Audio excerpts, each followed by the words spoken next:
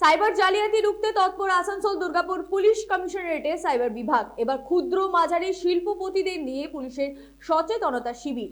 মঙ্গলবার আন্তর্জাতিক সংস্থার উদ্যোগে দুর্গাপুরের সিটি সেন্টারে সৃজনী প্রেক্ষাগৃহে আসানসোল দুর্গাপুর পুলিশ কমিশনারেটের সাইবার থানায় পুলিশ আধিকারিকদের নিয়ে চলে এই শিবির।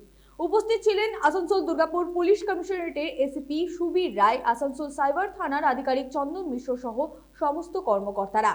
এদিন বিভিন্ন প্রতারণার বিষয়গুলি তুলে ধরা হয়।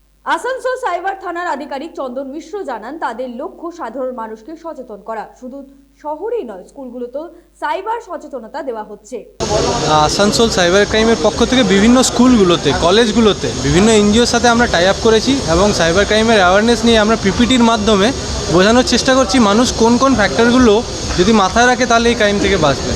তো আমি বলতে চাই যে লোভ, গ্রিড ফ্যাক্টর আর ফিয়ার ফ্যাক্টর, এই দুটো যদি, লোভ আর ভয়, এই দুটো যদি মানুষ সচেতন থাকে এবং একটু সময় দেয় ভেরিফাইয়ের জন্য, দরকার হলে থানায় এসে জিজ্ঞাসা করে যে এগুলো কি সত্যি না এগুলো হতে পারে, তাহলে মানুষ সাইবার ক্রাইমের হাত থেকে অনেকটাই সেফ থাকবেন।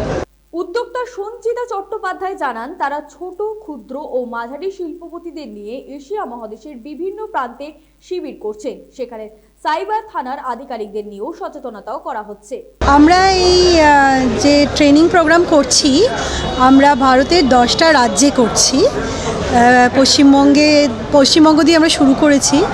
আমাদের প্ল্যান হচ্ছে 160টা এইরকম ইন পারসন ট্রেনিং করা, তারপরে আরও 60টা অনলাইন ট্রেনিং হবে। তো আমরা সেটার একটা ওয়েবসাইটও তৈরি করছি। আর এটা আমরা করছি দ্য এশিয়া ফাউন্ডেশনের সাথে। সেটা, এই প্রোগ্রামটা শুধু যে ভারতে হচ্ছে তা না, এশিয়া মহাদেশের আরও কিছু দেশে হচ্ছে। দুর্গাপুর থেকে সনাতন গড়াইয়ের রিপোর্ট, 99 নিউজ বাংলা।